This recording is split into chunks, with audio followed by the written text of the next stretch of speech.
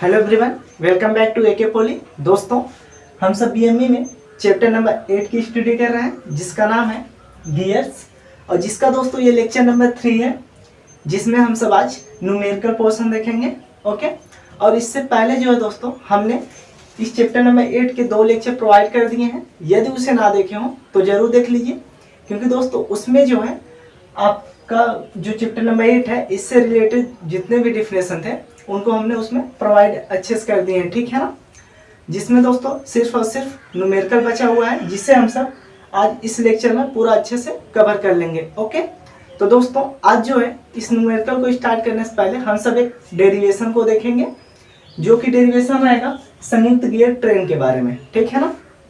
क्योंकि दोस्तों इसका जो डेरिवेशन है ये आपको पूछता है, इस प्रकार से इसका क्वेश्चन देता है एग्जाम में कि संयुक्त गियर ट्रेन का वेगानुपात ज्ञात कीजिए, ठीक है ना। या फिर वेगानुपात इस प्रकार से दे देगा कि वेगानुपात बराबर NA अपन NB, ठीक है ना, इक्वल टू मतलब होता है चलित गियरों पर दांतों की संख्या बटे चालक गियरों पर दांतों की संख्या, ठीक है ना। इस प्रकार से देगा और कहेगा इसे प्रूव करिए, ठीक है ना। संयुक्त गियर ट्रेन का वेगानुपात मतलब इसको प्रूव कीजिए, ऐसे पूछ देता है, या फिर सीधे पूछ देगा संयुक्त गियर ट्रेन का जो वेगानुपात है उसे ज्ञात कीजिए, ठीक है ना। इस तरह से ये क्वेश्चन 5 या फिर 6 नंबर में पूछता है, ठीक है ना। इसलिए ये जो क्वेश्चन है ये बहुत ही इंपॉर्टेंट है।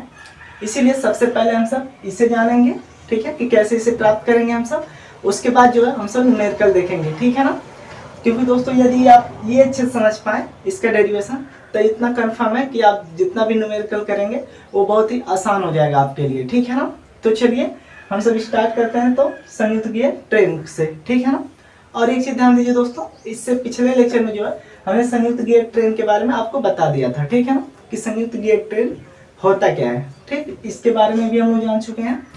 और जहाँ तक है दोस्तों, अब जो है संयुक्त गियर ट्रेन के टोटल जितना भी इसके बारे में डिफिनेशन होता है टोटल देखेंगे यहाँ पर, ठीक है ना। पूरा इसके उदाहरण सहित सब कुछ अच्छे देख लेंगे, ठीक है ना, क्योंकि इसका वेगानुपात ज्ञात करेंगे तो पूरा डिटेल से इसे देखेंगे, ठीक है ना। इसलिए आप लोग बिल्कुल फिक्र मत करिए, आपको एकदम अच्छे समझ में आएगा, ठीक है ना। और दोस्तों एक चीज़ और, कि यदि पिछला लेक्चर नहीं देखें तो जरूर देख लीजिए, क्योंकि उसमें जो है हमने आपको पढ़ाया था गियर के तत्वों के बारे में, ठीक है ना। क्या पढ़ा था? गियर के तत्व के बारे में, जो कि बहुत इंपॉर्टेंट है, ठीक है ना। क्योंकि जितने भी गियर के तत्व थे उसमें कुछ न कुछ फार्मूले भी थे, और जिन जिन फार्मूलों का उपयोग हम सब इस लेक्चर में करने वाले हैं, ठीक है ना। क्योंकि जहाँ भी न्यूमेरिकल लगाएंगे वहाँ पर वो फार्मूला जरूर आएगा, ठीक है। इसीलिए जहाँ तक है वो लेक्चर जो पिछला नहीं देखे हैं वो लोग जरूर देख लीजिए, ठीक है ना। तो चलिए अब हम सब स्टार्ट करेंगे संयुक्त गियर ट्रेन, ठीक है दोस्तों। देखिए यहाँ पर कुछ हम डिफिनेशन भी लिखे हुए हैं, कुछ डिफिनेशन लिखे हुए हैं, बट आप लोग इसे जो है देख कर मतलब घबराइएगा मत, ठीक है ना। क्योंकि दोस्तों यहाँ पर जो भी डिफिनेशन लिखा गया है इसे हम आपको आपकी सिंपल लैंग्वेज में अभी आपको हम पूरा अच्छे से समझा देंगे, ठीक है ना। जिससे आप इतना डिफिनेशन आप खुद ही से लिख पाएंगे, ठीक है ना। इतना 100% गारंटी है मेरी, ओके। इसको हम इतना अच्छे से बताएंगे कि आप लोगों को ये उतारने की तो जरूरत ही नहीं पड़ेगी, जहाँ तक उम्मीद करते हैं, क्योंकि आपको समझ में आ जाएगा। बट उसके बाद भी आप लोग स्क्रीनशॉट ले सकें, इसलिए यहाँ पर लिख दिए हैं, ठीक है ना। बाद में स्क्रीनशॉट ले लीजिए, ताकि एग्जाम टाइम इसे एक बार पढ़ के जाएंगे तो अच्छे से आपका यदि ये क्वेश्चन आता है तो अच्छे से आप इसे लिख पाएंगे, ठीक है ना। तो इसलिए यहाँ पर हम लिख दिए हैं, ठीक है। बट यहाँ पर आपको ऐसे ध्यान देने की कोई जरूरत नहीं है, जो हम आपको समझा रहे हैं सिंपल लैंग्वेज में आपके उसे समझने का बस प्रयास कीजिए, ठीक है ना। वो समझ पाएंगे तो आप अच्छे से इसे लिख पाएंगे, ठीक है ना। तो दोस्तों जो हम आपको बताएंगे सेम वही चीज लिखी गई है, ओके। तो चलिए अब स्टार्ट करते हैं हम सब संयुक्त गियर ट्रेन के जो डेरिवेशन है, ठीक है। तो देखिएगा ध्यान से, ठीक है, और समझने का प्रयास कीजिए। देखिए सबसे पहले संयुक्त गियर ट्रेन के बारे में हमने पिछले लेक्चर में भी डिफिनेशन बताया था कि जो संयुक्त गियर ट्रेन होता है इसमें जो प्रत्येक शाफ्टें होती हैं वो अपने ही अक्ष पर, वो अपने स्थिर अक्ष पर घूमती रहते हैं, ठीक है। मतलब प्रत्येक जो शाफ्टें होती हैं, ठीक है, वो अपने ही अक्ष पर मतलब स्थिर अवस्था में घूमती रहती हैं, ठीक है। देखिए यहाँ से जो है, यहाँ से लेकर यहाँ तक इसका डिफिनेशन एकदम इम्पोर्टेंट है, इतना आप जानिएगा, ठीक है, कि प्रत्येक शाफ्ट अपने स्थिर अक्ष पर ही घूमती है, ठीक है। बोलिए इतना समझ पाए। तो दोस्तों सबसे पहले आप लोग इसी प्रकार लिखेंगे जैसे हम बता रहे हैं, ठीक है ना, एग्जाम में आएगा। तो देखिए सबसे पहले आप लिखेंगे ऐसे संयुक्त गियर ट्रेन हेडिंग डालेंगे, ओके, और लिखेंगे उसमें प्रत्येक शाफ्ट अपने स्थिर अक्ष पर घूमती है, ठीक है। उसके बाद ध्यान दीजिए, देखिए यहाँ पर डायग्राम आप बनाएंगे, देखिएगा डायग्राम में जो ए दिख रहा है आपको, बी सी डी ई और एफ, ये टोटल जो है दोस्तों ये गियर है, ठीक है ना। जो ए देखिए, ए भी गियर है, बी भी गियर है, सी डी ई और एफ सभी ये क्या है, गियर है। इतना ध्यान दीजिएगा, ठीक है ना। तो ध्यान दीजिए इसका कार्य कैसे होता है, ठीक है ना, वही चीज यहाँ पर ये लिखा गया है, ठीक। तो ध्यान दीजिए, सबसे पहले लिखेंगे संयुक्त गियर ट्रेन हेडिंग, उसके बाद प्रत्येक शाफ्ट अपने स्थिर अक्ष पर ही घूमती है, ये लिखेंगे। उसके बाद लिखेंगे कि चित्र के अनुसार, ठीक है, चित्र के अनुसार क्या लिखेंगे, गियर ए जो है, ठीक है दोस्तों, गियर ए सी को चलाता है, ठीक है ना। ध्यान दीजिए, देखिए गियर ए जो है, देखो सी से क्या है, ये सटा हुआ है, ठीक है ना, जिसकी वजह से क्या हुआ, ये जब गियर ए चलेगा तो इसकी सहायता से गियर सी भी स्टार्ट हो जाएगा चलना, ठीक है ना। तो ये चीज है कि गियर ए गियर सी को चलाता है, ठीक है ना, ऐसे लिखिएगा, मतलब चित्र के अनुसार गियर ए गियर सी को चलाता है, जिसमें सी और डी, ये देखिए ये जो केंद्र बना हुआ है ये शाफ्ट होता है, ठीक है ना, ऐसे लिखिएगा, जिसमें गियर सी और डी एक ही शाफ्ट पर है, जिसके कारण गियर डी भी घूमने लगता है, और गियर डी जो है ई को भी गति प्रदान करता है, ठीक है ना, जिसके कारण गियर ई भी घूमने लगता है, जिसमें ई और एफ दोनों गियर एक ही शाफ्ट पर हैं, जिसके कारण गियर एफ भी घूमने लगता है, और गियर एफ जो है गियर बी को गति प्रदान करता है, जिसकी सहायता से गियर बी भी घूमने लगता है। बोलिए इतना समझ पाए दोस्तों। तो यही चीज यहाँ पर डिफिनेशन भी है, ठीक है ना।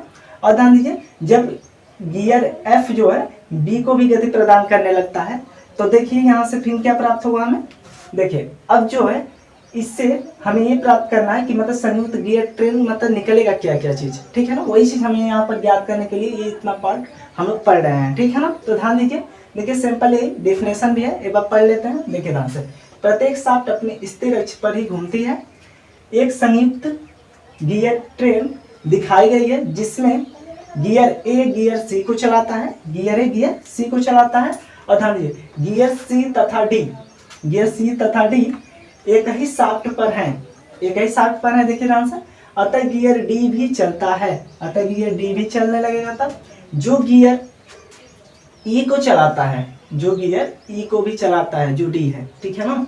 और ध्यान दीजिए एक ही शाफ्ट पर होने के कारण गियर ई के साथ गियर एफ भी घूमता है, ठीक है ना। देखिए एक ही शाफ्ट पर होने के कारण ई और एफ, इसी कारण ई जब चलता है तो एफ भी घूमने लगता है, ठीक है।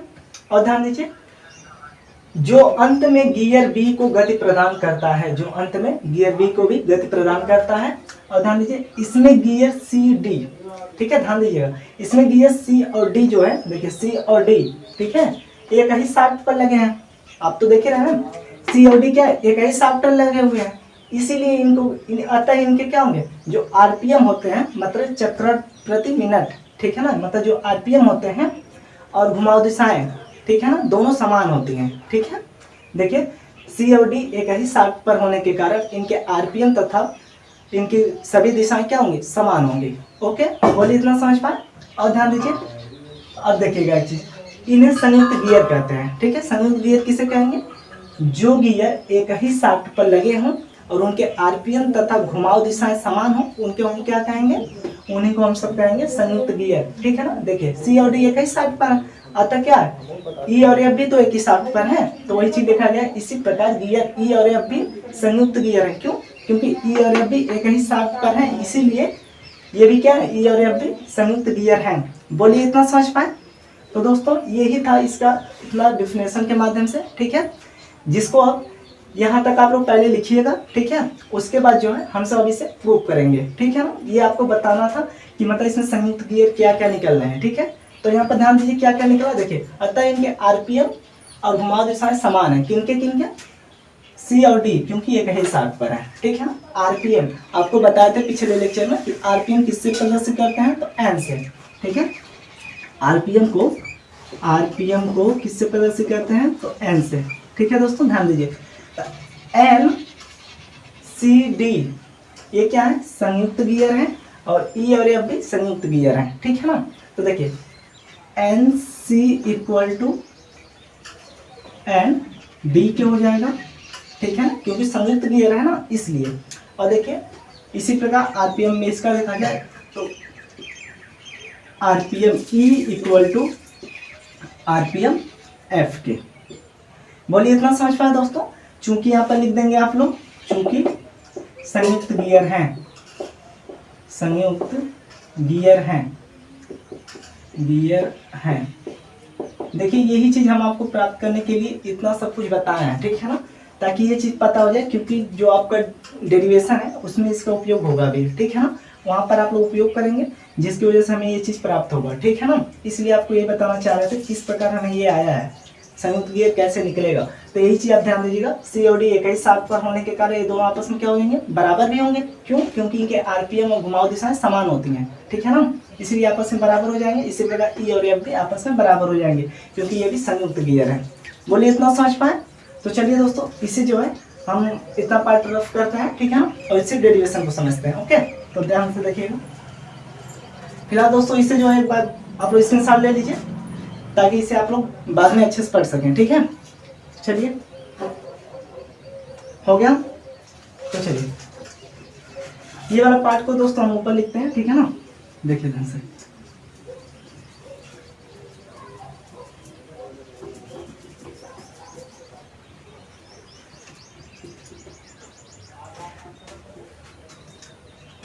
चलिए ये जो पार्ट है ये हम वहाँ साइड पर लिख देते हैं, ठीक है ना, ताकि इसे हम लोग बाद में यूज कर सकें। देखिए संयुक्त गियर क्या है, संयुक्त गियर ट्रेन, ठीक है ना, क्या क्या है, N C equal to N D के, और क्या दोस्तों ध्यान दीजिए, N E equal to N F के, ठीक है, यहाँ पर ये हो गया। और चलिए इसे भी यहाँ से रफ कर देते हैं ताकि अच्छे लिख सकें, ठीक है ना। देखिए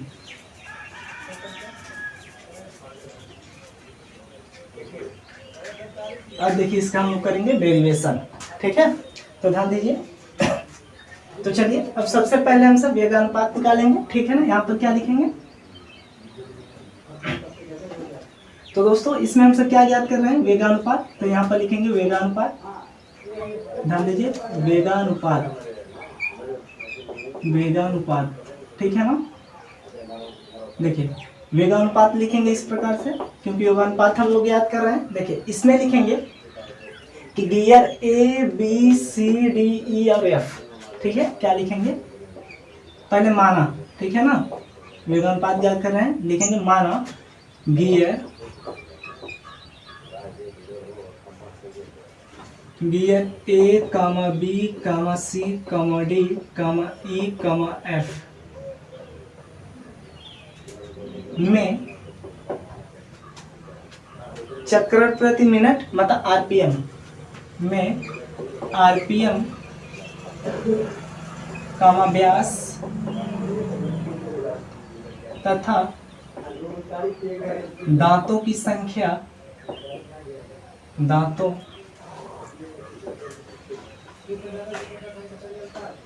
वो अलग है दोस्तों, ठीक है ना, ध्यान दीजिए, दांतों की संख्या, दांतों की संख्या क्रमशः क्रमशः, ध्यान दीजिए इसमें क्रमशः में सबसे पहले देख लेते हैं हम सब आरपीएम के बारे में, ठीक है ना। क्रमशः यहाँ पर लिखिए आरपीएम, आरपीएम क्या निकलेगा,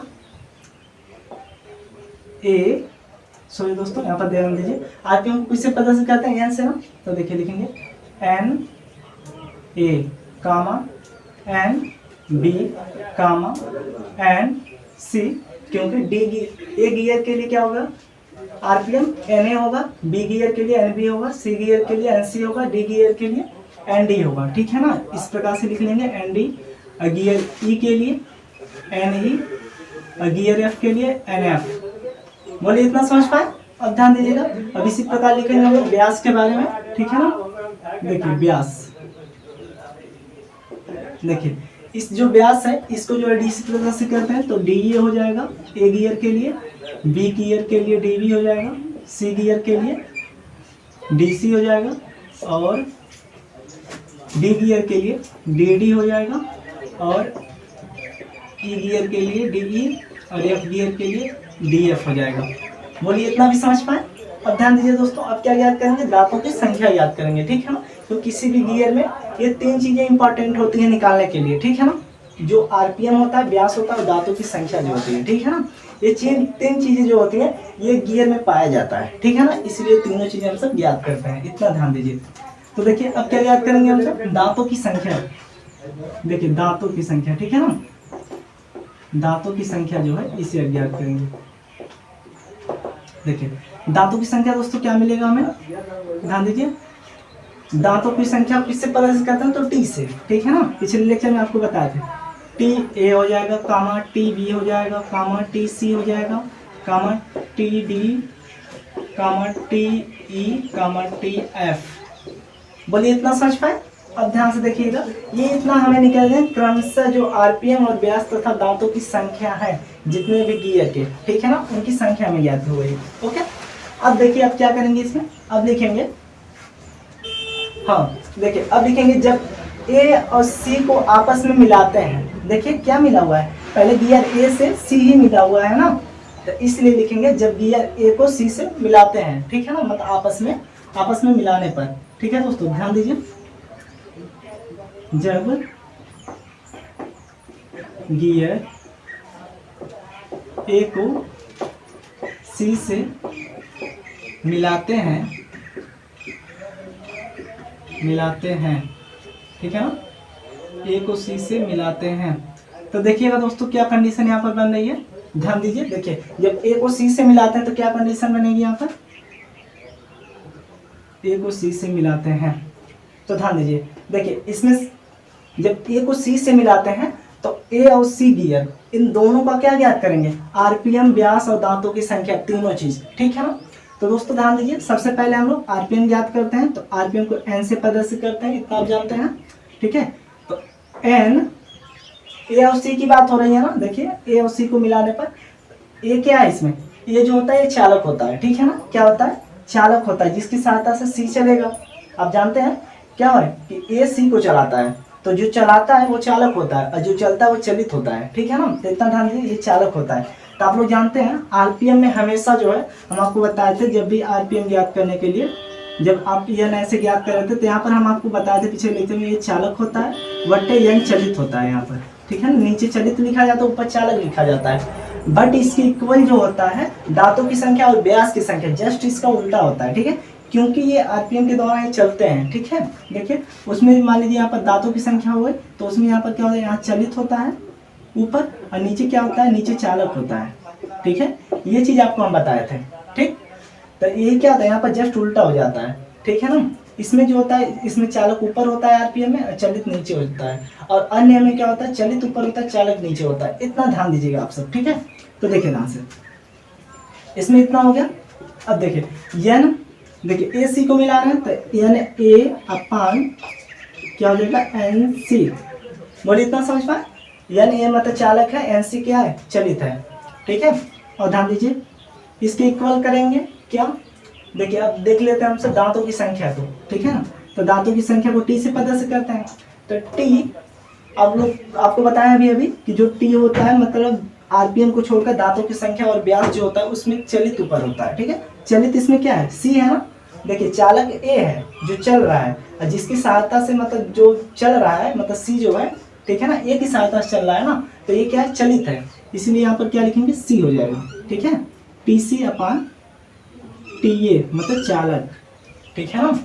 अब ध्यान दीजिए इसके इक्वल टू क्या हमें प्राप्त होगा, इसके इक्वल टू हमें प्राप्त होगा, अब देखिए व्यास ज्ञात कर लेंगे, ठीक है ना। यहाँ से देखिए व्यास को डी से प्रदर्शित करते हैं, तो डी क्या हो गया, डी सी यहाँ पर लिखेंगे इसी प्रकार से, ठीक है ना।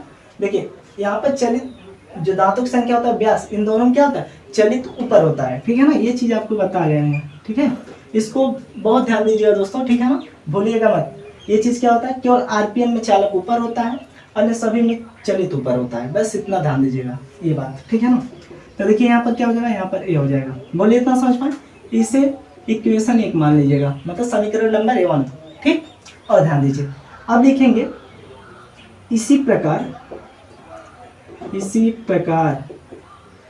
ठीक है दोस्तों, इसी प्रकार देखिए ए को सी से मिलाया ना, इसी प्रकार डी ई, देखिए क्या सट रहा है, देखिए डी से क्या सटा हुआ है, ई सटा हुआ है, ठीक है ना। देखिए डी के द्वारा ई चल रहा है ना, और यहाँ पर देखिए एफ के द्वारा बी चल रहा है, ठीक है ना। तो इसी प्रकार लिखेंगे डी ई एफ बी, को आपस में मिलाने पर क्या लिखेंगे, इसी प्रकार डी से देखिए ई चल रहा है तो डी ई कामा, और देखिए एफ से बी चल रहा है, एफ कामा बी को आपस में मिलाने पर देखिए जब इसे आपस में मिलाएंगे तब क्या क्या कंडीशन बनेंगे, ठीक है ना दोस्तों। तो ध्यान दीजिएगा यहाँ पर जो डी एफ बी हो गया, डी एफ बी, ठीक है ना, प्लान दिखाई दे रहा होगा दोस्तों, ध्यान दीजिए, देखिए इतना हो गया, ठीक है। अब ध्यान दीजिएगा दोस्तों, और दोस्तों हमारा थोड़ा तबीयत नहीं सही था, इसी की वजह से हमने आपको लेक्चर नहीं प्रोवाइड कर पाए थे अभी तक, ठीक है ना, बट कोई दिक्कत नहीं है, अब आपको रोज डेली मिलेगा, ठीक है ना। तो ध्यान दीजिए, देखिए डी एफ बी को आपस में मिलाने पर, ठीक है। तो ध्यान दीजिएगा दोस्तों, जब डी एफ बी को मिलाएंगे सबसे पहले किसको मिला लेते हैं, डी और ई को, ठीक है ना, उसके बाद एफ और बी को भी मिला लेंगे, ठीक। तो ध्यान दीजिए डी से ई को मिलाते हैं तो क्या बनेगा यहाँ पर, पहले क्या याद करेंगे, आरपीएम, तो क्या होगा यहाँ पर एन क्या दोस्तों, ध्यान दीजिए एन किसको मिला रहा है, डी को ना, डी इसमें क्या है, देखिए डी क्या है, इसमें चालक है, और ये क्या है, ये चलित है। तो आपको पता है आरपीएम में क्या होता है, ऊपर जो होता है वो होता है चालक, मतलब चालक क्या है तो डी है, अपान में एन चलित मतलब ई हो जाएगा। बोलिए इतना समझ पाए, इसके इक्वल करेंगे। अब क्या याद करेंगे, दांतों की संख्या, तो टी लिखिए, टी दांतों की संख्या, इसमें क्या होता है चलित ऊपर होता है तो ई ऊपर भेज दीजिए, नीचे क्या हो जाएगा टी डी हो जाएगा। बोलिए इतना समझ पाए, इसके इक्वल क्या हो जाएगा, जो डी होता है मतलब व्यास, ठीक है ना, व्यास जो होता है इसको ऊपर लिखिए, और इसमें चलित भी ऊपर होता है, ध्यान दीजिए इसी प्रकार से हो जाएगा दांतों की संख्या जैसा, ठीक है ना, क्योंकि इसमें भी चलित ऊपर होता है। बोलिए इतना समझ पाए, ये हो गया। अब ध्यान दीजिएगा दोस्तों, अब यहाँ पर लिख देना है, फिलहाल यहाँ पर नहीं दिखाई देगा, ठीक है ना, इसलिए देखिए ध्यान से, ये हो गया डी और ई के कंडीशन में, ठीक है, इसको इक्वेशन 2 मान दीजिए, ठीक है, इक्वेशन 2 मान दिए। अब ध्यान दीजिए, अब यहाँ पर ज्ञात कर लेते हैं हम सब, ध्यान दीजिएगा यहाँ से, यहाँ पर ज्ञात कर लेते हैं एफ और बी को आपस में मिलाने पर, ठीक है ना, एफ और बी को आपस में इसी प्रकार मिलाएंगे ना, तो देखिए एफ और बी को मिलाएंगे तो एफ क्या है, चालक है, बी से मिलाएंगे ना तो बी क्या हो जाएगा, चलित हो जाएगा, ठीक है ना। तो ध्यान दीजिए इसमें भी सबसे पहले क्या ज्ञात करेंगे, आरपीएम मतलब एन, एन क्या हो जाएगा, एन के ऊपर क्या होता है, चालक होता है, ये आपको बताएं, तो यहाँ पर क्या हो जाएगा, एफ हो जाएगा, इसके अपान चलित होता है ना, तो इसीलिए एन चलित में क्या है, बी है तो बी लिख दीजिए। बोलिए इतना समझ पाए। अब ध्यान दीजिएगा यहाँ पर बी हो जाएगा, इसे थोड़ा हल्का चल रहा लगता है, चलिए ठीक है, इसके इक्वल लिखेंगे। अब देखिए ध्यान से, यहाँ पर लिखेंगे क्या, दांतों की संख्या मतलब टी, आप लोग जानते हैं दांतों की संख्या में चलित ऊपर होता है, मतलब बी ऊपर चला जाएगा और चालक नीचे चला आता है, ठीक है ना। इसी प्रकार डी व्यास ज्ञात करेंगे तो इसमें भी सेम ऐसे होता है, दांतों की संख्या जैसा, मतलब चलित ऊपर होता है, चालक नीचे होता है, ठीक है। बोलिए इतना भी समझ पाए, आई होप दोस्तों अब आपको अच्छे समझ में आया होगा, ठीक है। तो इसे क्या करेंगे, इससे भी समीकरण 3 मान लेंगे। बोलिए इतना समझ पाए। अब ध्यान दीजिए, अब इसमें जो है दोस्तों देखिए, समीकरण 1, 2 व 3 को आपस में गुणा करने पर, ठीक है ना, क्या करेंगे, समीकरण 1, 2, 3 को आपस में गुणा करने पर, ठीक है ना। ध्यान दीजिए, गुणा करेंगे तो क्या मिलेगा हमें, देखिए दोस्तों इसे हम रफ कर दें, फिलहाल इसकी अब जरूरत नहीं है, इसकी जरूरत यहीं तक थी कि हाँ क्या चीज किससे सटा हुआ है, और जैसे यहाँ पर हम लोग ज्ञात किए मतलब ए को सी से मिलाने पर ये चीज हमें ज्ञात करना था, इसलिए यहाँ पर लिखे थे, ठीक है ना। अब तो इसे रफ कर सकते हैं, ठीक है। अब तो समझ पाए होंगे कैसे आया ये चीज, कि डी और एफ का कैसे मिला है, कौन इसमें चालक है कौन चलित है, ये तो आप जान ही गए हैं, ठीक है। तो इसे रफ कर देते हैं हम।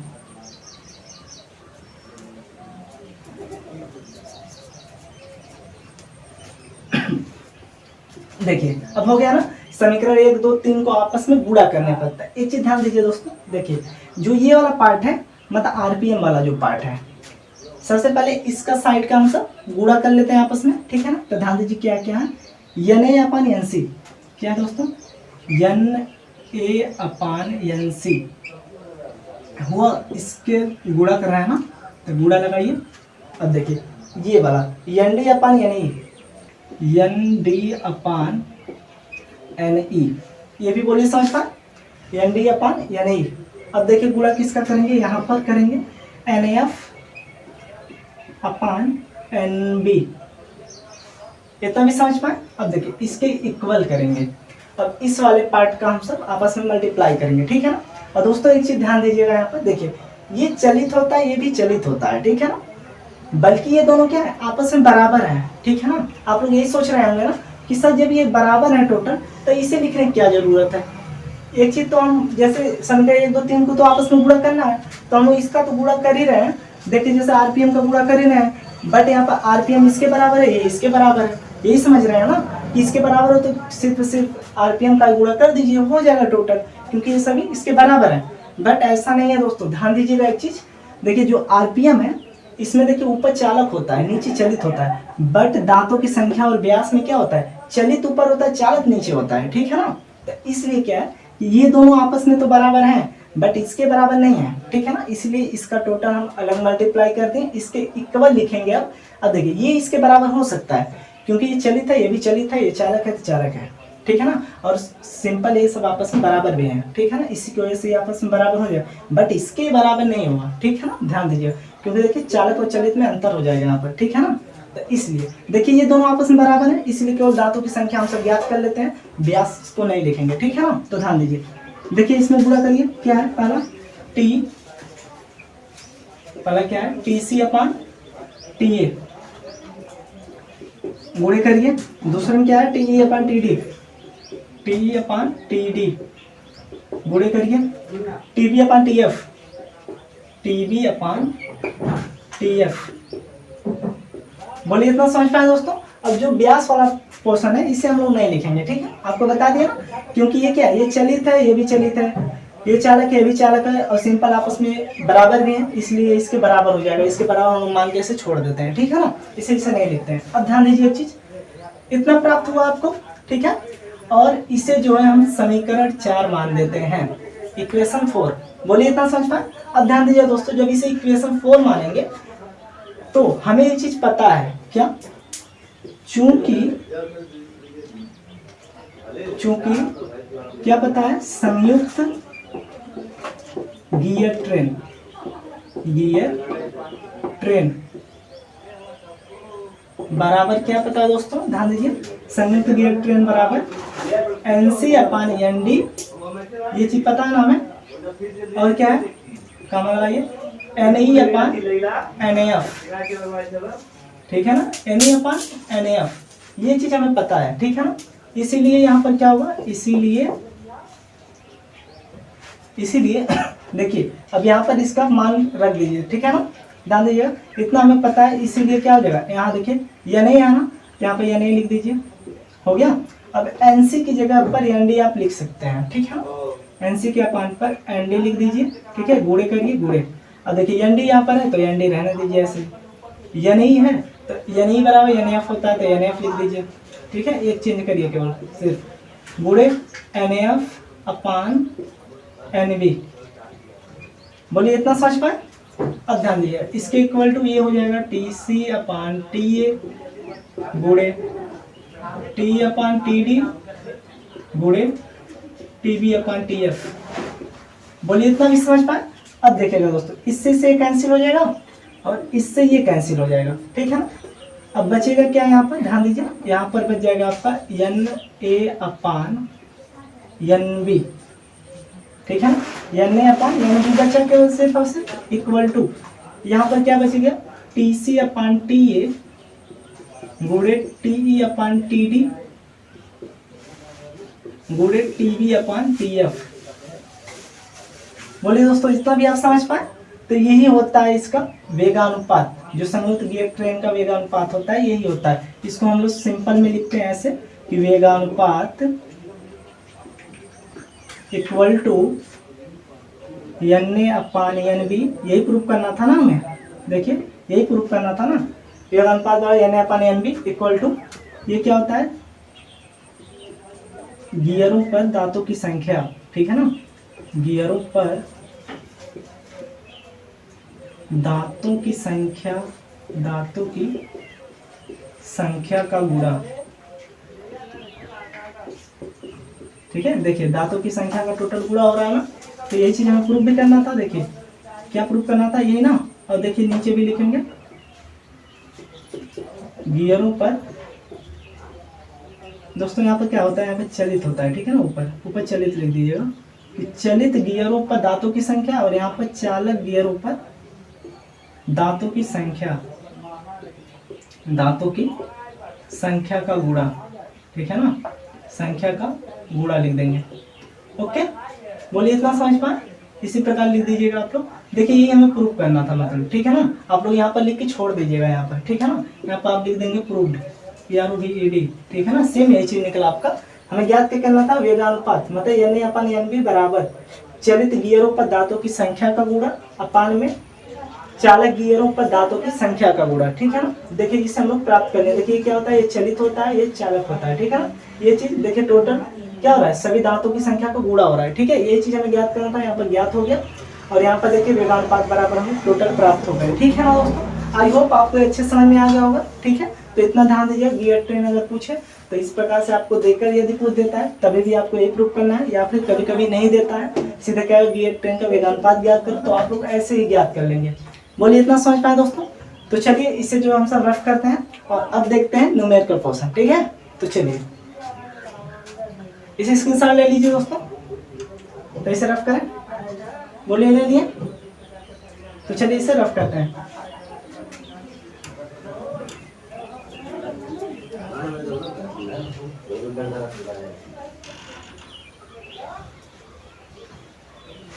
तो चलिए दोस्तों अब हम सब देखेंगे अपना पहला क्वेश्चन जो कि न्यूमेरिकल का है, ठीक है ना। तो ध्यान से देखिएगा दोस्तों और अच्छे से पढ़िए, ठीक है ना। और दोस्तों जितने भी वैसे आपके एग्जाम की दृष्टि से जितने भी क्वेश्चन इंपॉर्टेंट है, आपको सारे क्वेश्चन कराएंगे, और वो भी हर एक टाइप्स का, ठीक है ना, ताकि आपको एग्जाम में कोई भी प्रॉब्लम ना आए, ठीक है ना। और दोस्तों यदि पिछला लेक्चर नहीं देखे हैं उसके बावजूद भी जितने भी फार्मूले हैं उनका हम यहाँ पर अच्छे से उपयोग करेंगे, और यदि नहीं देखें तभी भी आपको अच्छे से समझाने का प्रयास करेंगे पूरा उम्मीद के साथ, ठीक है ना, ताकि आप उसे अच्छे से समझ पाए। ओके, तो चलिए हम लोग पहला क्वेश्चन स्टार्ट करते हैं, देखते हैं कि ये पहला क्वेश्चन कह क्या रहा है, और अच्छे से बस समझने का प्रयास कीजिए बस, ठीक है ना, ताकि आपको अच्छे समझ में आ सके, ठीक है ना। तो चलिए देखिए, किसी गियर पर 30 दांतें हैं और उनकी पिच 20 मिमी प्रति दांता है, तो उस गियर का पिच व्यास ज्ञात कीजिए, ठीक है ना। क्या ज्ञात करना है, पिच व्यास। तो दोस्तों इसमें सबसे पहले न्यूमेरिकल लगाते समय हम लोग क्या करते हैं, सबसे पहले हम सब इसमें क्या करेंगे, गिवन डाटा को लिखेंगे, ठीक है, मतलब जो चीज दिया हुआ है, ठीक है। तो यहाँ पर लिखेंगे गिवन डाटा क्या है, गिवन डाटा। देखिए गिवन डाटा जो है दोस्तों उसे पहले लिख लेते हैं, ध्यान दीजिएगा। देखिए गिवन डाटा क्या दिया, किसी गियर पर 30 दांतें हैं, आप लोग जानते हैं दांतों को किससे प्रदर्शित करते हैं, तो टी से। तो टी बराबर कितना दिया है, 30 दांत है, ठीक है। और ध्यान दीजिए, और उनकी पिच 20 मिमी है, ठीक है ना। क्या है, उनकी पिच 20 मिमी प्रति दाता है, ठीक है ना, पिच। और ध्यान दीजिए पिच को किससे प्रदर्शित करेंगे, तो पी से। तो पी बराबर क्या है, 20 मिमी, ठीक है, 20 मिमी है। बोलिए इतना समझ पाए। और ध्यान दीजिए, तो उस गियर का पिच व्यास ज्ञात कीजिए, ठीक है ना। क्या ज्ञात करना है, पिच व्यास। पिच व्यास को दोस्तों डी से प्रदर्शित करते हैं, ठीक है, पिच व्यास को डी से प्रदर्शित करते हैं, मतलब डी बराबर इसमें ज्ञात करना है, ठीक है ना। अब ध्यान दीजिए एक चीज, हमें पिच व्यास ज्ञात करना है, ठीक है ना। तो इसमें आप लोगों को पता है एक चीज हम सब जानते हैं, ठीक है ना, किससे, जो कि हम लोग जीए के तत्व पढ़ रहे थे, उसमें फार्मूला था, क्या था, वो ये था कि जो ये दोस्तों होता है मतलब पिच बराबर, ठीक है ना, क्या होता है कि गियर का पिच बराबर जो होता है वो फार्मूला देखते हैं हम लोग यहाँ पर, उसका उपयोग करेंगे, ठीक है ना। देखिए गियर का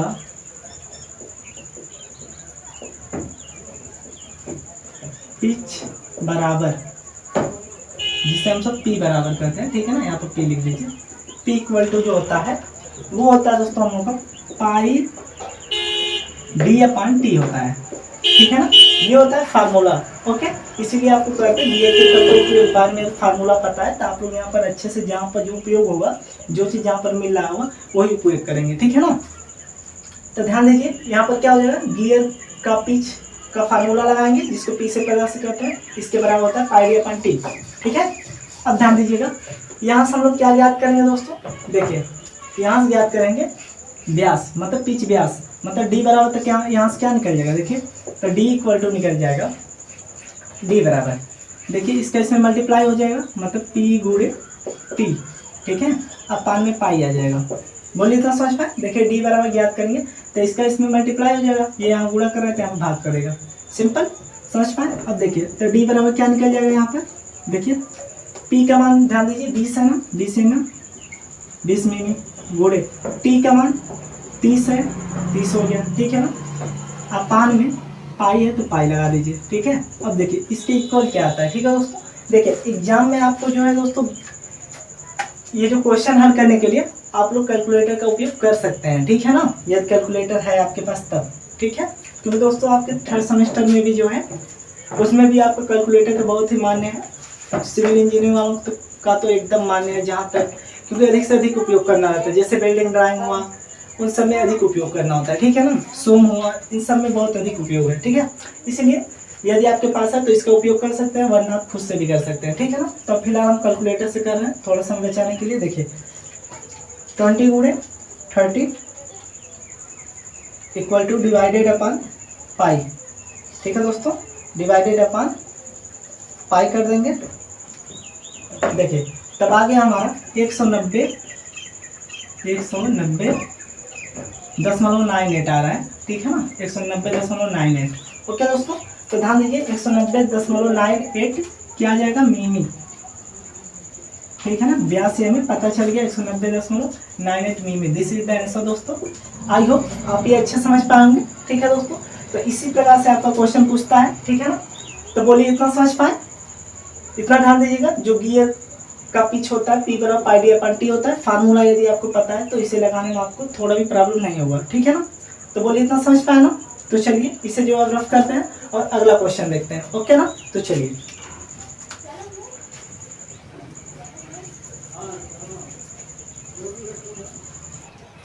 चलिए दोस्तों अब देख लेते हैं हम सब क्वेश्चन नंबर 2। ठीक है, तो दोस्तों ध्यान से समझने का प्रयास कीजिए क्वेश्चन को। देखिए ये क्वेश्चन ये कह रहा है कि गियर ट्रेन में यदि गियरों ए बी सी तथा डी पर दांतों की संख्या क्रमशः 20, 25, 15 तथा 30 है तो ट्रेन वेग अनुपात तथा ट्रेन मान ज्ञात कीजिए। ठीक है ना, यदि गियर बी को 250 आरपीएम मतलब चक्र प्रति मिनट पर घुमाना हो तो चालक गियर ए के आरपीएम ज्ञात कीजिए। ठीक है दोस्तों, तो ध्यान दीजिएगा इसमें क्या क्या ज्ञात करना है, ट्रेन वेग अनुपात और ट्रेन मान ज्ञात करना है और क्या आरपीएम ज्ञात करना है एक। ठीक है ना, 3 चीजें यहाँ पर ज्ञात करने हैं हमें। ठीक है, तो यहाँ पर आप लिखेंगे हल लिखकर, यहाँ पर लिखिए गिवन डाटा जो दिया है, मतलब हमें ज्ञात क्या करना है उसे लिख दीजिए, सीधे ज्ञात करना है। ज्ञात करना है क्या चीज, देखिए ध्यान से, ट्रेन वेग मतलब वी आर। ठीक है, वेलोसिटी रेशियो, इसका मान हमें ज्ञात करना है और क्या दूसरा ज्ञात करना है ट्रेन मान ज्ञात करना है। ठीक है, और तीसरा ज्ञात करना है हमें ए का आरपीएम। ठीक है, ए का क्या ज्ञात करना है, आरपीएम। ये चीज 3 चीजें ज्ञात करनी है। ठीक है ना, तो दोस्तों ध्यान दीजिएगा इसमें। तो सबसे पहले क्या करेंगे, देखिए गियर ट्रेन में यदि गियरों की संख्या ये तो है। ठीक है, तो सबसे पहले हम लोग वेलोसिटी रेशियो ज्ञात करते हैं। ठीक है ना, क्या गियर ट्रेन वेग को ज्ञात करते हैं। ठीक है ना, वेग अनुपात। देखिए तो वेग अनुपात बराबर क्या हो जाएगा, यहाँ पर लिख सकते हैं ऐसे, हिंदी में लिख लीजिए। देखिए ट्रेन वेग अनुपात, वेग अनुपात, देखिए ध्यान से वेग अनुपात क्या ज्ञात होगा यहाँ पर, ध्यान से देखिए वेग अनुपात ज्ञात करेंगे तो फार्मूला क्या होता है, वेग अनुपात ज्ञात करते हैं तो पहले क्या लिखते हैं, आरपीएम का मान, मतलब आरपीएम के से प्रदर्शित करते हैं ना। तो देखिए इसमें आरपीएम पहले किसका देखेंगे, ए और बी का देखेंगे। ठीक है ना, ए बी सी डी दांतों की संख्या क्रम से दी हुई है। ठीक है ना, लेकिन आरपीएम किसकी बात हो रही है, ए और बी की आरपीएम की बात हो रही है। ठीक है ना, यहाँ पर ये चीज ध्यान दीजिएगा। देखिए आरपीएम बी का मान तो दिया है, लेकिन आरपीएम ए का मान हमें ज्ञात करना है। ठीक है ना, आप लोग जानते हैं आरपीएम ए जो है चालक है। ठीक है ना, आप लोग जानते हैं कि चालक ऊपर होता है, आरपीएम ए चालक है इसलिए ए ऊपर हो जाएगा एंड बी नीचे चला आएगा। ठीक है ना, क्योंकि बी क्या चलित है। ठीक, और आप लोग जानते हैं इसके इक्वल क्या होता है, दांतों की संख्या और व्यासों की संख्या बराबर होती है, ठीक है ना। मतलब दांतों की संख्या, बट इसमें क्या होता है, चलित ऊपर चला जाता है और चालक क्या होता है, नीचे चला आता है, ठीक है ना। मतलब टी ए हो जाएगा, इक्वल टू क्या होता है, D B upon D A. आप लोग जानते हैं एक चीज कि डी ए क्या होता है, जो व्यास होता है वो दांतों की संख्या के एकदम इक्वल बराबर होता है, ठीक है। क्योंकि उसमें जो होता है, जैसे हम लोग यहाँ पर लिखते हैं ना, यहाँ पर व्यास हो गया और यहाँ पर क्या लिखते हैं, चलित लिखते हैं, मतलब बी। तो देखिए इसका चलित चलित मिल रहा है और ये साधारण में आपस में क्या है, बराबर नहीं है, इसीलिए इसे क्या करते हैं, नहीं लिखते हैं, ठीक है ना। तो इसे नहीं लिखते हैं, ध्यान दीजिए। कितना लिख दिए, बोलिए इतना समझ पाए। क्योंकि आरपीएम 2 की बात हो रही है, जो कि ए और बी के, जिसमें ए चालक होता है, ए ऊपर चला जाएगा, बी नीचे। और दांतों की संख्या क्या होता है, चलित ऊपर होता है, चालक नीचे हो जाता है, ठीक है। इसलिए टी बी ऊपर हो जाएगा, ए नीचे चला आता है, ठीक है। अब देखिए मान रखते हैं यहाँ पर, पुट करिए। देखिए मान रखेंगे यहाँ पर दांतों की संख्या बी का मान। देखिए ए बी सी तथा डी पर दांतों की संख्या दिया हुआ है ना, तो बी पर देखिए दांतों की संख्या कितना दिया, 25 दिया है ना। तो यहाँ पर 25 लिख दीजिए, 25, ठीक है। क्या लिखेंगे, 25 अपान टी ए। देखिए इस पे दिया है 20, मतलब 20, ठीक है। दांतों की संख्या ए पर कितना है, 20 है। बोलिए इतना समझ पाए। अब ध्यान दीजिएगा दोस्तों, इसे जब डिवाइड कर दीजिए यहाँ पर, तो देखिए क्या बचेगा, ठीक है। तो देखिए 20 से कम 20 हो जाएगा, ठीक है। अब ध्यान दीजिए, यहाँ भी दूना 40, 20 5 100, ठीक है। मतलब 1.25 आरपीएम निकला यहाँ से, ठीक है ना। क्या निकला है, ध्यान दीजिए, 1.25 यहाँ से वेगानुपात इसका ज्ञात हो गया, ठीक है, 1.25। और ध्यान दीजिए एक चीज, अब ये तो निकल गया वेगानुपात, और दूसरा क्या ज्ञात करेंगे, ट्रेन मान ज्ञात करेंगे हम लोग, ट्रेन मान। तो चलिए ट्रेन मान ज्ञात कर लीजिए यहाँ से, ध्यान से देखिए।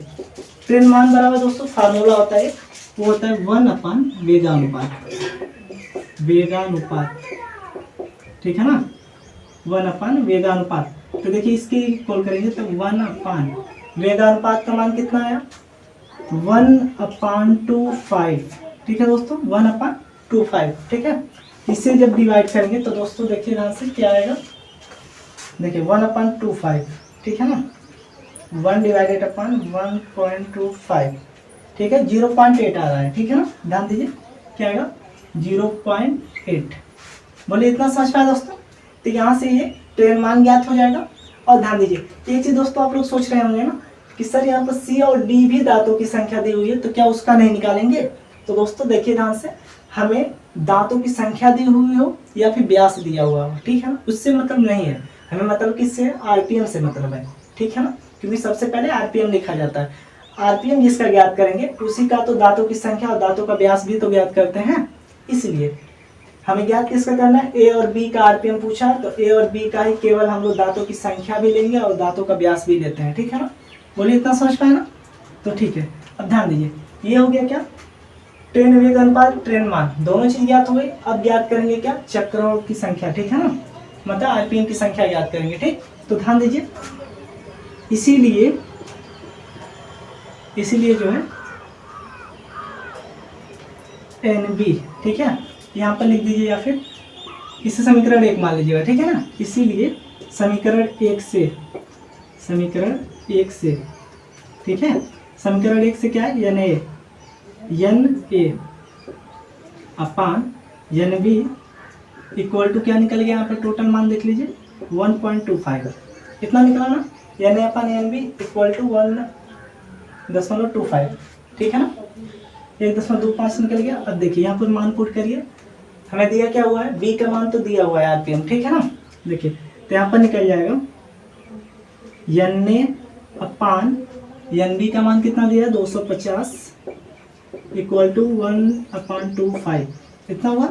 अब ध्यान दीजिएगा, यहाँ पर ध्यान दीजिए, देखिए इतना होने के बाद देखिए ये यहाँ पर गुणा हो जाएगा तिरछा, ठीक है। तो यहाँ पर क्या हुआ, NA बराबर, इसका से मल्टीप्लाई करिए, 1/25 गुणे 250, ठीक है।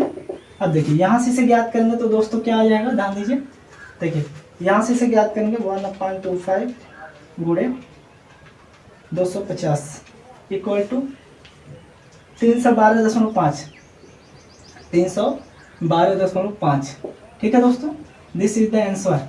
देखिए ये जो है आरपीएम ए का भी ज्ञात हो गया, ठीक है ना। तो बोलिए इतना समझ पाया।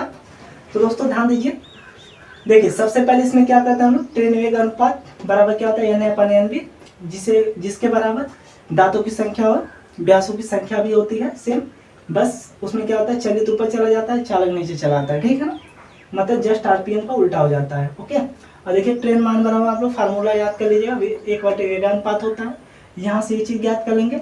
और देखिए आरपीएम की बात आई थी ज्ञात करने की, तो यानी अपन एनबी का मान हमें पता था, जिसको हम लोग एनबी का स्थान पर रख के इसका मल्टीप्लाई करके यहाँ से ज्ञात कर दिया, ठीक है ना, एन ए का मान मतलब ए का आरपीएम। बोलिए इतना समझ पाए दोस्तों?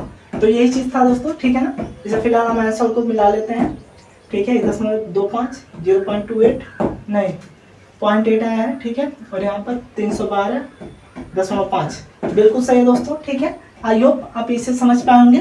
तो चलिए दोस्तों इसे भी हम लोग रफ करते हैं और आगे बढ़ते हैं, एक क्वेश्चन और देखते हैं जो कि बहुत ही इंपॉर्टेंट है। ओके ना, तो चलिए दोस्तों अब देख लेते हैं हम सब क्वेश्चन नंबर 3, जो कि ये लास्ट क्वेश्चन भी है, ठीक है दोस्तों। तो ध्यान से देखिएगा, देखिए ये कह रहा है कि एक संयुक्त गियर ट्रेन के गियरों A B C D E तथा F पर दांतों की संख्या, ठीक है, दांतों की संख्या 30, 100, 50, 15, 60, 15 है, तो A के 300 आरपीएम पर B की दिशा तथा गति ज्ञात कीजिए, ठीक है दोस्तों। देखिए यहाँ पर सबसे पहले क्या दिया हुआ है, ये चीज ध्यान दीजिए। देखिए यहाँ पर दिया हुआ है गिवन डाटा, ठीक है, पहले लिखेंगे गिवन डाटा क्या क्या दिया हुआ है। देखिए एक संयुक्त गियर ट्रेन के गियरों ABCDE पर क्या लगा है, मान लीजिए A पर दांतों की संख्या 30 है, क्या लिखेंगे, A पर दांतों की संख्या 30 है, कामा B पर दांतों की संख्या 100 है, और C पर दांतों की संख्या 50 है, D पर क्या है दोस्तों, D पर 15 है, और E पर क्या है, E पर है 60, और F पर है 15, ठीक है। बोलिए इतना समझ पाए? अब ध्यान दीजिएगा, तो A के 300 आरपीएम पर, ठीक है, मतलब A बराबर भी दिया हुआ है, मतलब A के 300 आरपीएम का रहा ना, तो NA हो जाएगा, ठीक है ना। आरपीएम को N से प्रदर्शित करते हैं, तो NA अपन दिया है, NA बराबर 300 आरपीएम, ठीक है ना। और ध्यान दीजिए, तो B की दिशा तथा गति ज्ञात कीजिए, ठीक है। यहाँ पर जो दोस्तों कह रहा है B की दिशा तथा गति का मतलब यही है कि उसका आरपीएम ज्ञात करने के लिए, ठीक है ना। क्या ज्ञात करना है, B की दिशा एवं गति मतलब आरपीएम को N से प्रदर्शित करते हैं, मतलब NB बराबर क्या होगा ये ज्ञात करना है, ठीक है। बोलिए इतना समझ पाए? अब ध्यान दीजिएगा ध्यान से, देखिए एक संयुक्त गियर ट्रेन की बात कर रहा है ना, जिसमें ABCDEF, ठीक है, जो हम लोग सबसे पहले डेरिवेशन वाला पार्ट देखे थे वही चीज़ है, ठीक है। तो ध्यान दीजिएगा दोस्तों, उसमें जो है यहाँ पर आप लोग चाहें डायग्राम बना दीजिएगा, ठीक है ना। देखिए इस तरह से डायग्राम बनाइएगा, उसके बाद इससे जो है यहाँ पर बना दीजिएगा ऐसे डायग्राम, ठीक है, जिससे होता हुआ ऐसे इस प्रकार से बनाइएगा, यहाँ पर ऐसे कर दीजिए। अब ध्यान दीजिए, यहाँ से जो है ऐसे यहाँ पर सर्कल बना दीजिए, उसके बाद ऐसे बनाकर ऐसे कर दीजिए, ठीक है, जिससे यहाँ पर ऐसे जोड़ दीजिए। इसको बोलते हैं ए मान लीजिएगा, इसे बोल दीजिएगा C, ये होता है D, ये होता है F, और ये होता है E, और ये होता है B, ठीक है ना। इस प्रकार से आप लोग यहाँ पर ये बना देंगे संयुक्त गियर का चित्र, ठीक है। अब ध्यान दीजिए, क्योंकि यहाँ पर संयुक्त गियर ट्रेन की बात कर रहे हैं, ठीक है, इससे आपको बहुत ही हेल्प होगा लगाने में, ठीक है। क्या, यदि आपको फार्मूला पता है तो भी ठीक है, नहीं पता है तो भी ठीक है, ठीक है ना।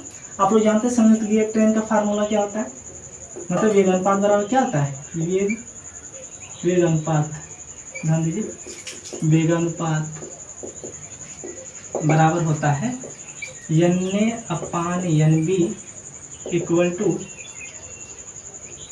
चलित गियरों की संख्या,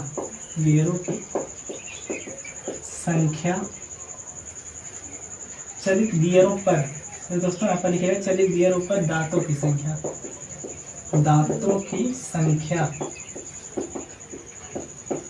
बट्टे चालक गियरों पर दांतों की संख्या। बोलिए इतना समझ पाए? यही होता है इसका फार्मूला, ठीक है, क्या, संयुक्त गियर ट्रेन का, ठीक है। इतना तो आप जानते हैं और इसके अच्छे से आप कर लीजिएगा, ठीक है ना। तो ध्यान दीजिए दोस्तों, इसको हम क्योंकि आपको प्रूफ भी कराया ना, कि कैसे आया है N A upon N B और चलित गियरों की संख्या, ठीक है, उसे भी अच्छे देख लीजिएगा। अब देखिए ध्यान से, अब यहाँ पर हम लोग याद करेंगे कैसे, देखिए क्या क्या दिया हुआ है, एन ए, ठीक है ना, देखिए वेगानुपात यहीं से ज्ञात होता है N A upon N B, यही है ना। तो ध्यान दीजिए जो चलित गियरों पर दांतों की संख्या, हमें देखिए टोटल गिवन डाटा में यहाँ पर दांतों की संख्या इसी तरह दी हुई है, ठीक है ना। चक्रण का मान लीजिए मान तो यहाँ पर दिया हुआ है, ठीक है, चलिए ठीक है। तो ध्यान दीजिए यहाँ पर कैसे ज्ञात करेंगे, पहले चलित गियरों पर दांतों की टोटल संख्या को यहाँ पर लिख लेते हैं, ठीक है, क्या क्या चीजें हैं। तो देखिए ये चलित गियरों की संख्या को हम लोग क्या लिखते हैं, दांतों को टी से प्रदर्शित करते हैं, ठीक है ना। तो टी में क्या होता है, ध्यान दीजिए, टी में हमारा ये होता है, इसको फिलहाल यहाँ पर अभी न लिखिए, ठीक है ना, सिर्फ इसे लिखिए, ध्यान दीजिए, इसे लिखेंगे तो क्या प्राप्त होगा हमें, ध्यान दीजिए, देखिए चलित गियरों पर दांतों की संख्या फिलहाल लिख दीजिए, अच्छी बात है, देखिए लिखते चलेंगे सही रहेगा, ठीक है ना, कुछ भूलेंगे नहीं। देखिए N A upon N B हो गया। अब देखिए चलित दांतों की संख्या, क्योंकि आपको फार्मूला टोटल तो याद है नहीं, ठीक है, केवल आपको यदि इतना ही याद है कि चलित गियरों की दांतों की संख्या होता है और यहाँ पे N A upon N B होता है, इतना जरूर याद रहे आपको, ठीक है ना। तो ध्यान दीजिए चलित गियरों पर दांतों की संख्या क्या क्या होंगी, क्योंकि यहाँ पर देखिए A B C D E F, यहाँ पर टोटल 6 दांतें दी हुई हैं, ठीक है ना। तो इनको देखिए कैसे हैंडल करेंगे, देखिए जो टी होता है दांतों की संख्या टी लिखिए, टी होता है, ठीक है। आप लोग जानते हैं एक चीज कि दांतों की संख्या में क्या होता है, ऊपर चलित होता है, ठीक है ना। तो आप लोग इस डायग्राम के माध्यम से जान सकते हैं इसमें क्या चलित है, कौन सा गियर और कौन सा गियर चालक है, ठीक है ना। तो ध्यान दीजिए इसमें चालक क्या है, ए, क्योंकि चालक ए है इसीलिए जो ए है ये क्या करता है, ये जो है सी को घुमाता है, देखिए ये क्या है, ए जब चलता है तब इसके द्वारा सी चलता है, ठीक है ना। तो चलाता कौन है, ए, तो ए क्या है, चालक है। तो ध्यान दीजिए ये चालक है, लेकिन दांतों की संख्या में क्या करते हैं, चलित को ऊपर लिखते हैं, देखिए चलित को ऊपर लिखेंगे मतलब सी लिखेंगे, तो T C upon T A हो जाएगा, ठीक है ना। कब होगा, जब ए और सी को मिलाते हैं तब, उस कंडीशन में, ठीक है, यही प्राप्त हो रहा था ना। तो यहाँ से आप लोग ज्ञात कर सकते हैं इसे, अब हम ये फार्मूला पूरा अच्छे से नहीं मालूम है तो यहाँ से ये फार्मूला निकाल सकते हैं, ठीक है। ध्यान दीजिए जब ए और सी को मिलाएंगे तो क्या होगा, चालक नीचे रहेगा, चलित ऊपर चला जाएगा दांतों की संख्या में। इक्वल करिए, अब लिखिए टी, फिर टी लिखेंगे, अब किसको मिलाएंगे, डी, और डी से क्या मिल रहा है, ई मिल रहा है, देखिए डी से ई वाला पार्ट मिल रहा है। तो यहाँ पर क्या होगा, डी क्या हो जाएगा, चालक, चलित क्या होगा, ई, टी ई अपन टी डी, बोलिए अभी समझ पाए। अब इसके इक्वल टू टी, अब देखिए एफ से बी मिल जाता है, एफ क्या है, चालक है, बी क्या है, चलित है, तो टी बी अपन मतलब चलित अपन चालक मतलब टी एफ, बोलिए इतना समझ पाए। तो दोस्तों हमने डेरिवेशन पार्ट से यही तो ज्ञात किए थे, जिसको हम लोग इसके बराबर माने थे, यही मतलब ज्ञात करना होता है। तो ये चीज़ हम लोग इसके सहायता से ज्ञात किए थे ना डेरिवेशन के माध्यम से, तो बोलिए इतना समझ पाए। डेरिवेशन के माध्यम से हम सब इतना देखे थे जो कि इसके बराबर होता है, यही माना जाता है, ठीक है ना। इन सबको क्या माना जाता है, चलित गियरों पर दांतों की संख्या माना जाता है, ठीक है। और नीचे वाले पार्ट को चालक गियरों पर दांतों की संख्या माना जाता है, ठीक है। इसे हम लोग हिंदी में ऐसे लिख देते हैं, ठीक है ना। तो यही चीज़ होता है मेन फार्मूला, देखिए यहाँ से हम लोग को पता चलेगा, ओके। अब देखिए मान पुट कर लेते हैं, देखिए N A upon N B, पहले से ऐसे ही रहने दीजिए। अब ध्यान दीजिए टी सी है ना, तो ध्यान दीजिए, देखिए टी सी मतलब सी का मान, क्या दांतों की संख्या जो सी है इसका मान देखिए कितना दिया है, सी का मान 50 दिया हुआ है, 50 लिखे। और दोस्तों एक चीज़ ध्यान दीजिएगा, यहाँ पर क्या है, चलित गियरों पर दांतों की संख्या का गुणा होता है, ठीक है ना। यहाँ पर क्या होता है, गुणा होता है, का गुणा, ठीक है ना, गुणा होता है, इसलिए यहाँ पे इक्वल में नहीं रहेंगे, टोटल गुणे में हो जाएंगे, ठीक है ना, इतना ध्यान दीजिएगा। अब देखिए इतना हुआ, अपान में ए का मान 30 दिया है, 30 लिख दीजिए, ओके। इसे ऐसे बड़ा कर दीजिए सीधे, ठीक है, एक ही मिला दीजिए। ई का मान देखिए कितना दिया है, 60, तो गुणे करिए 60 लिख दीजिए। यहाँ पर नीचे गुणे, डी का मान देखिए 15 दिया हुआ है, 15 हो गया, गुणे करिए गुणे। बी का मान 100 है, 100 लिख दीजिए। और एफ का मान तो 15 है, तो 15 यहाँ पर लिख दीजिए। बोलिए इतना समझ पाए। अब ध्यान दीजिएगा, इतना होने के बाद इसका टोटल का मल्टीप्लाई कर लेते हैं, तो देखिए क्या निकलेगा, N A upon N B, ठीक है। इसके इक्वल टू देखिए दोस्तों क्या निकलेगा, हम सब मल्टीप्लाई करके देख लेते हैं। ध्यान देखिए, देखिए 50 दिया है ना, 50 मल्टीप्लाई 60 मल्टीप्लाई 100, ठीक है। इसके इक्वल जो है, सबसे पहले यहाँ पर दोस्तों डिवाइड कर लेते हैं, ठीक है। देखिए इसे जो है 3 दूना 60 हो जाएगा, और देखिए 10 पचे 50, तो 5 दिया है 15, ठीक है। और ध्यान दीजिए 5 से काटिए, 5 दिए 15, 5 दूना 10, तो ध्यान दीजिए दोस्तों 2 दूना 4, गुणे 100 मतलब 400, N upon NB equal to 400 upon में 3 का 9 आया। ठीक है, अब ध्यान दीजिएगा इतना हुआ, तब इसे क्या करेंगे, ध्यान दीजिए अब इसे जो है यहाँ पर लिख लेते हैं, फिलहाल अभी दिखाया जाएगा N upon NB equal to, देखिए 400 को 9 से डिवाइड करते हैं दोस्तों। ठीक है ना, जब 400 को 9 से डिवाइड करेंगे तो देखिए ध्यान से क्या आएगा, देखिए 400 डिवाइडेड अपान 9 क्या आएगा 44.44, क्या आएगा 44.44। ठीक है ना, इतना आया। अब देखिए ध्यान से, इतना होने के बाद यहाँ पर N मतलब N जो RPM है, एक RPM 300 दिया हुआ है ना, तो इसका मान यहाँ पर पुट कर देते हैं 300। बोलिए इतना समझ पाए। और क्या NB का भी मान यहाँ पर निकालना हमें। देखिए NB बराबर ज्ञात करना, इसके इक्वल करिए यहाँ पे 44.44 इतना कर दिए। अब ध्यान दीजिएगा दोस्तों यहाँ पर क्या होगा। ठीक है, देखिए अब इसे देखिए यहाँ पर तो NB बराबर क्या ज्ञात होगा हमारा, देखिए NB बराबर जब ज्ञात करेंगे तब यहाँ पर उतरेगा हमारा 300 अपान 44.44 हो जाएगा। ठीक है ना, देखिए ये इस पार्ट में जाएगा इस बगल, तो ये इस बगल आ जाएगा। ठीक है ना, तो NB बराबर हमें ज्ञात हो जाएगा ना 300 अपान 44.44। ठीक है, तो देखिए यहाँ पर NB बराबर क्या ज्ञात हो गया दोस्तों, ध्यान दीजिए इसे कैलकुलेटर से हम ज्ञात करते हैं। देखिए ये हो गया 300 डिवाइडेड अपान 44.44। ठीक है ना, ये आ गया 6.75। दिस इज द आंसर दोस्तों। आई होप आपको ये भी अच्छे से समझ में आया होगा। ठीक है दोस्तों, फिलहाल हम आंसर भी चेक कर लेते हैं इसका, देखते हैं कितना है। ठीक है दोस्तों, यही आया है 6.75 आंसर भी आया है, बिल्कुल सही है, और 44.44 भी आया है। ठीक है ना, आई होप दोस्तों आपको ये अच्छे समझ में आया होगा। तो दोस्तों इतना ही क्वेश्चन था जो कि चैप्टर 8 से रिलेटेड था, जो गियर है। ठीक है ना, और दोस्तों इस तरह से ही आपके एग्जाम में क्वेश्चन आएंगे।